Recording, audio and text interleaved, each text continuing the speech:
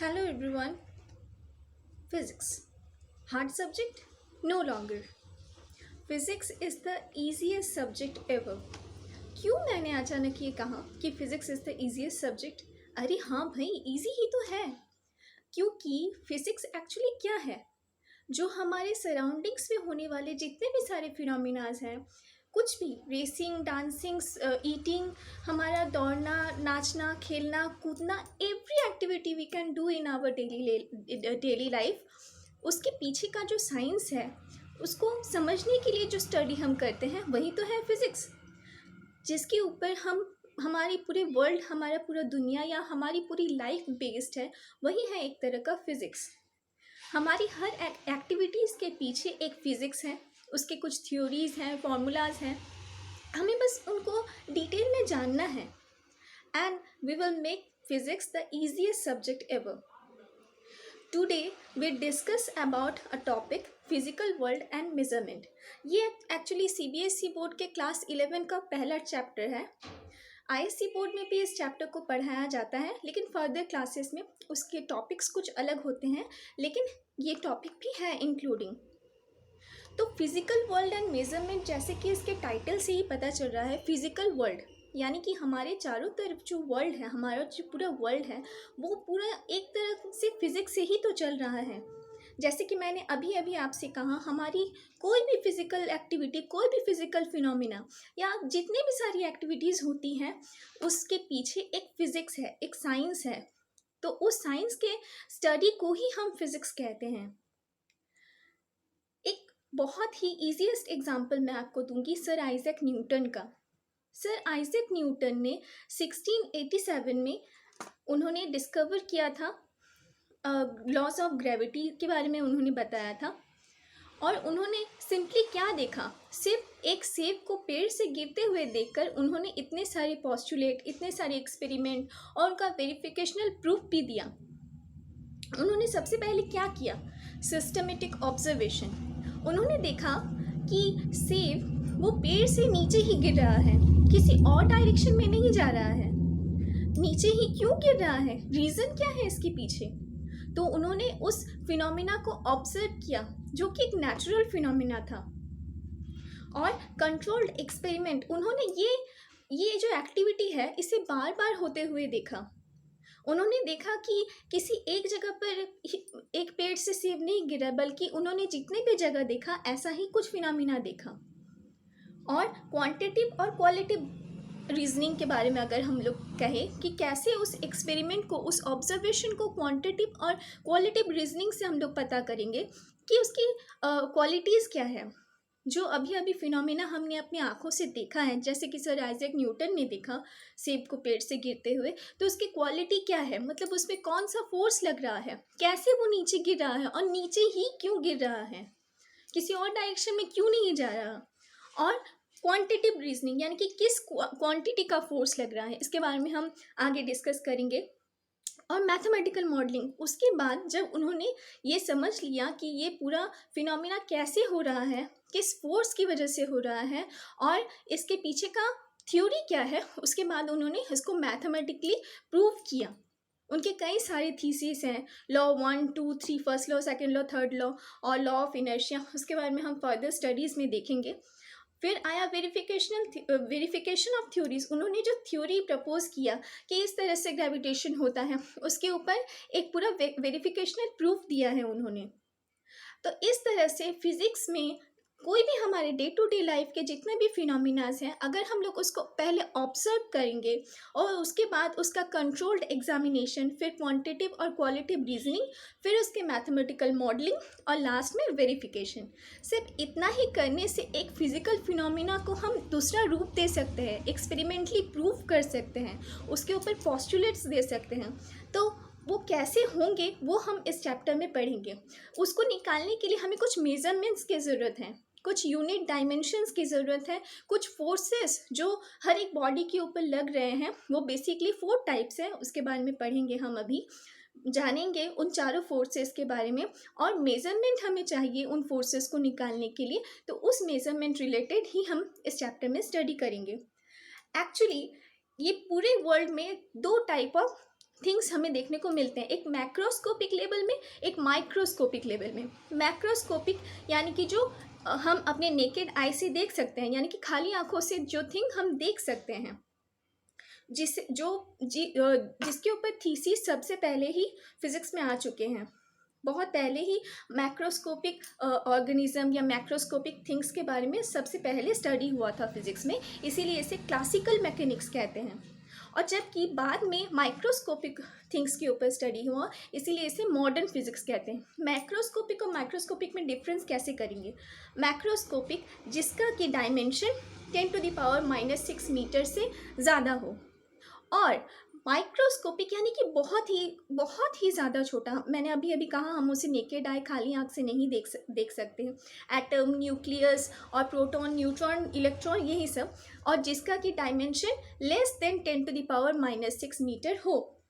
तो इसे दो ग्रुप में डिवाइड किया गया फिजिक्स को, मॉडर्न फिजिक्स और क्लासिकल फिजिक्स।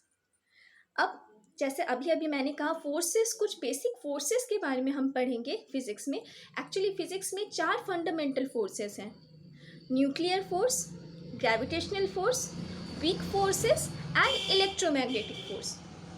तो इन चारों फोर्सेस के बारे में मैं आज इस वीडियो में आपको ब्रीफ डिस्क्रिप्शन दूंगी। सबसे पहले हम बात करते हैं न्यूक्लियर फोर्स। न्यूक्लियर इस वर्ड से ही हमें पता चल रहा है कि ये फोर्स न्यूक्लियस के ऊपर लगता है। हम जानते हैं कि न्यूक्लियस हमेशा पॉजिटिवली चार्ज्ड होता है। हम ये भी जानते हैं कि न्यूक्लियस में 2 पार्टिकल प्रेजेंट होते हैं, न्यूट्रॉन और प्रोटॉन। न्यूट्रॉन है न्यूट्रली चार्ज्ड, यानी कि न्यूट्रॉन में कोई चार्ज नहीं होता, और प्रोटॉन में पॉजिटिव चार्ज होता है। तो एक्चुअली ये न्यूक्लियर फोर्स क्या है?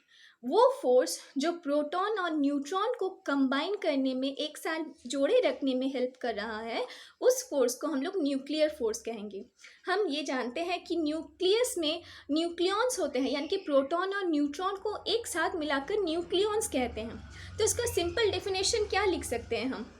The forces which bind two successive nucleons are known as nuclear force. जो दो न्यूक्लियस के बीच में जो न्यूक्लियॉन्स के बीच में फोर्स लग रहा है, उसे ही तो हम कहते हैं न्यूक्लियर फोर्स। ये एक स्ट्रॉन्ग फोर्स है जो कि न्यूक्लियस को एक साथ बांधे रखने में, कंबाइन करके रखने में मदद करता है। उसके बाद हम आते हैं वीक फोर्स। इसे हम वीक न्यूक्लियर फोर्स ही कह सकते हैं, क्योंकि ये फोर्स भी न्यूक्लियस में ही लग रहा है। लेकिन ये फोर्स कब लग रहा है, इसके पीछे कंडीशन है। जब किसी ऑब्जेक्ट का एटॉमिक नंबर 92 से अबव हो। हमें इस बात को समझना पड़ेगा कि 92 से अबव जब न्यूक्लियस, अच्छा सबसे पहले ये बताती हूँ कि न्यूक्लियस का साइज होता है 10⁻⁻15 metre, which is extremely small. कहा अभी मैंने आपसे कि वो नेकेड आई से नहीं दिखता है, इसीलिए न्यूक्लियस का साइज़ तो बहुत ज़्यादा स्मॉल होता है। और जब हमारे एटॉमिक नंबर 92 से अबव होगा, इलेक्ट्रॉन तो हमेशा अपना स्टेबिलिटी गेन करना चाहेंगे, तो बाकी 92 में से जब उसका डिवीज़न करेंगे हम लोग इलेक्ट्रॉन और प्रोटॉन का, तब प्रोटॉन का नंबर न्यूक्लियस में बढ़ जाता है। तो 92 से जब अबव होता है हमारा एटॉमिक नंबर, तब न्यूक्लियस में प्रोटॉन के बीच एक रिपल्सिव फोर्स लगता है। कब? मैग्नेटिक फील्ड के प्रेजेंस में। जब उस एटम को हम मैग्नेटिक फील्ड में प्लेस करते हैं, या फिर उस ऑब्जेक्ट को हम मैग्नेटिक फील्ड में प्लेस करते हैं, तब मैग्नेटिक फोर्स लगता है हर एक प्रोटॉन के बीच में, क्योंकि उसमें स्पेस बहुत कम रहता है। तो उसका एक रिपल्सिव नेचर होता है, वो बहुत जल्दी डीके करना शुरू करता है। हर एक प्रोटॉन एक दूसरे से दूर जाता है, तो ऐसा ही होता है कि एटम टूटने लगता है, क्योंकि प्रोटॉन एक दूसरे से दूर जा रहा है, तो उसमें एक डीके होता है ड्यू टू अनस्टेबल प्रोटॉन की वजह से डीके होना स्टार्ट होता है। इसमें बेसिकली अल्फ़ा, बीटा और गामा डीके होता है, जिसे हम रेडियो एक्टिविटी कहते हैं। इस रेडियो एक्टिविटी के बारे में मैं आपको नेक्स्ट वीडियो में बताऊंगी। उसके बाद आता है हमारा थर्ड फोर्स, ग्रेविटेशनल फोर्स। अभी मैंने आपसे कहा कि सर आइजैक न्यूटन ने हमें ग्रेविटी के ऊपर कुछ थ्योरीज दी। वो पेड़ का सेब का गिरना पेड़ से ये एक सिंपल फिनोमिना था, लेकिन उन्होंने इसे ही आगे डिस्क्राइब किया, उसके ऊपर पोस्टुलेट्स दिए। तो gravitational force is a force between two object या फिर अर्थ जो दूसरे ऑब्जेक्ट पर फोर्स लगाता है उसी को हम लोग सिंपली ग्रेविटेशनल फोर्स कहते हैं, जो दो बॉडी के मास के ऊपर डिपेंड करता है और इन्वर्सली डिपेंड करता है उसके डिस्टेंस के स्क्वायर से। यानी कि force is directly proportional to the product of the masses of two object and inversely proportional to the square of the distance between them. यानी कि इसे अगर हम लोग लिखना चाहें तो कैसे लिख सकते हैं? Force, let the force be F, m1 m2 be the masses and r be the distance between the two objects. So f is directly proportionality का साइन हम जानते हैं। f is directly proportional to m1 into m2, where m1 and m2 are the two masses of the two objects and inversely proportional to the square of the distance between them. तो अब इस proportionality के sign को हटाने के लिए हमें वहाँ इजिकल टू देना होगा। प्रोपोर्शनलिटी के साइन को हटाने के लिए वहाँ पर हमें एक कांस्टेंट पुट करना है। तो let the constant be g।